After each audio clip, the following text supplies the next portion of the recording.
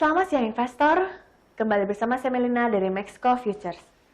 Pada kesempatan kali ini kita akan membahas berita apa saja yang mempengaruhi pasar saham dan juga minyak. Dimulai dari berita saham, bursa saham Amerika Serikat berakhir lebih tinggi pada perdagangan Senin waktu setempat atau Selasa waktu Indonesia Barat. Kenaikan ini didorong oleh penguatan pada saham Boeing. Meski menguat, namun kasus infeksi baru COVID-19 masih menjadi persoalan yang memicu bursa saham sulit melesat tajam. Selasa 30 Juni 2020, indeks Dow Jones Industrial Average melonjak sebanyak 580,25 poin atau 2,32% menjadi 25.595,80. Sedangkan S&P 500 naik sebanyak 44,19 poin atau 1,47% menjadi 3.053,24. Indeks komposit Nasdaq naik 116,93 poin atau 1,20% menjadi 9.874,15. Saham Boeing melonjak 14,4%, memimpin kenaikan dalam rata-rata 30 saham di Dow Jones.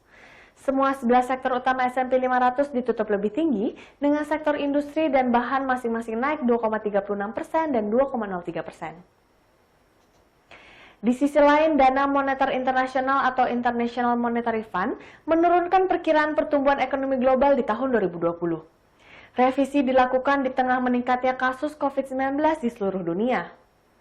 IMF memperkirakan pertumbuhan ekonomi global turun menjadi 4,9% pada tahun 2020. Angka ini turun 1,9 poin di bawah perkiraan pada bulan April di angka 3%. Kondisi ini menunjukkan prospek ekonomi yang semakin suram karena pandemi terus meluas di seluruh dunia.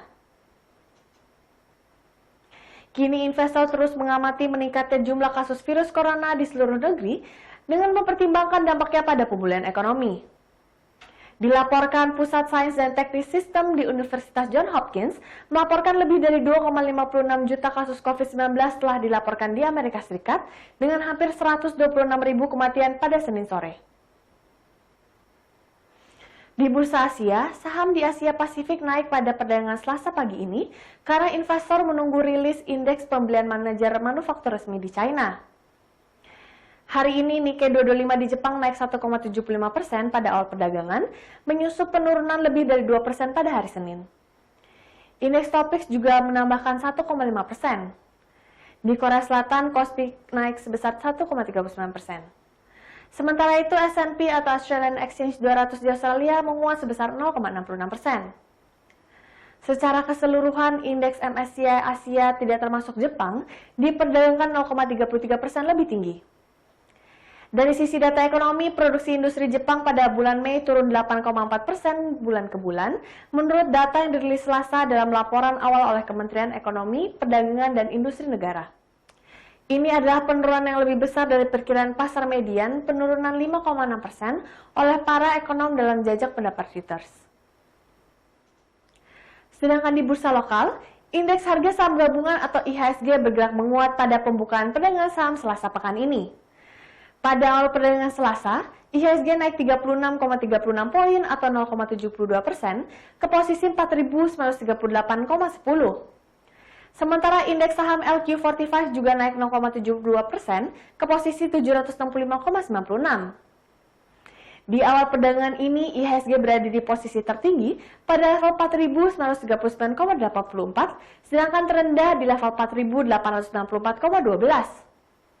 Sebanyak 192 saham menguat sehingga mendorong IHSG ke zona hijau. Sedangkan 36 saham melemah dan 96 saham diam di tempat. Total frekuensi perdagangan saham 28.151 kali dengan volume perdagangan sebanyak 324 juta saham. Nilai transaksi harian saham adalah sebesar 436 miliar rupiah. Investor asing jual saham adalah sebesar 12,35 miliar rupiah di pasar reguler. Posisi dolar Amerika Serikat sekarang berada di kisaran Rp14.220. Dari 10 sektor pembentuk IHSG, hanya satu sektor yang melemah yaitu sektor infrastruktur, yaitu turun sebesar 1,28%. Sedangkan sektor yang menguat dipimpin oleh sektor industri dasar yang melonjak 1,57%. Kemudian kenaikan ini disusul oleh sektor manufaktur yang naik 0,85% dan sektor aneka industri yang menguat sebesar 0,82%. Untuk pergerakan hari ini, IHSG diprediksi akan menguji level di angka 5.040 dan investor perlu mewaspadai koreksi IHSG yang akan menuju ke area 4.400 hingga 4.500. Terlebih apabila IHSG menembus support atau batas bawah penting di angka 4.712. Namun, apabila IHSG naik menembus resistance atau batas atas di 5.020, maka IHSG akan menguji area 5.040 dan 5.140 untuk menguat membentuk wavy pada pola diagonal. Beralih ke berita minyak, harga minyak mentah dunia cenderung naik pada pagi hari ini Selasa 30 Juni waktu Indonesia Barat. Kenaikan ini didukung data ekonomi Asia dan Eropa yang menunjukkan perbaikan. Data-data ekonomi tersebut menahan laju penurunan harga minyak imbas kekhawatiran kasus baru positif virus corona yang terus bertambah. Data Worldometers menunjukkan total kasus terinfeksi COVID-19 di dunia mencapai 10.401,169 pada pagi hari ini. Berdasarkan data Bloomberg per pukul 6.53 waktu Indonesia Barat, harga minyak jenis Brent untuk kontrak pengiriman Agustus 2020 naik 1,68% ke level $41,71 per barrel. Sedangkan harga minyak jenis West Texas Intermediate Amerika Serikat untuk kontrak pengiriman Agustus 2020 bertambah 0,15% ke level $39,76 per barrel. Harga minyak terbantu pemulihan ekonomi di Eropa. Data dari Komisi Eropa menunjukkan sentimen ekonomi naik dari 67,5 pada bulan Mei menjadi 75,7 bulan ini. Meskipun indeks ini masih jauh di bawah rata-rata 100 sejak tahun 2000. Kenaikan sentimen ekonomi itu juga terjadi di semua sektor. Yang tertinggi adalah pada sektor retail dan juga jasa. Peningkatannya juga tersebar di Jerman, Prancis, Italia, Spanyol, dan Belanda. Sedangkan di China, keuntungan perusahaan di industri naik untuk pertama kalinya dalam 6 bulan terakhir pada bulan Mei. Ini menunjukkan pemulihan ekonomi pada negeri tersebut. Sedangkan indeks saham Amerika Serikat yang naik secara luas pada hari Senin juga menambah dukungan bagi harga minyak. Walaupun pasar masih mengkhawatirkan ada gelombang kedua pandemi corona. Apalagi beberapa negara bagian di Amerika Serikat menerapkan pembatasan kembali karena ada lonjakan kasus positif corona.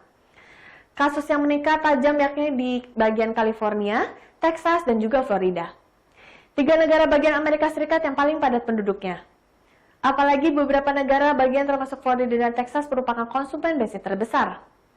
Dengan ini, pasar terus resah tentang pemulihan permintaan karena pihak berwenang meninjau kembali strategi pembukaan kembali. Perusahaan minyak dan gas di Amerika Serikat pun khawatir kondisi tersebut kembali menekan produksi yang juga sudah dipangkas. Pengusaha menunda pengembalian karyawan mereka ke kantor dan ini akan berdampak pada kembalinya permintaan bensin. Sekian berita untuk hari ini. Saya Melina pamit undur diri. Terima kasih dan sampai jumpa lagi.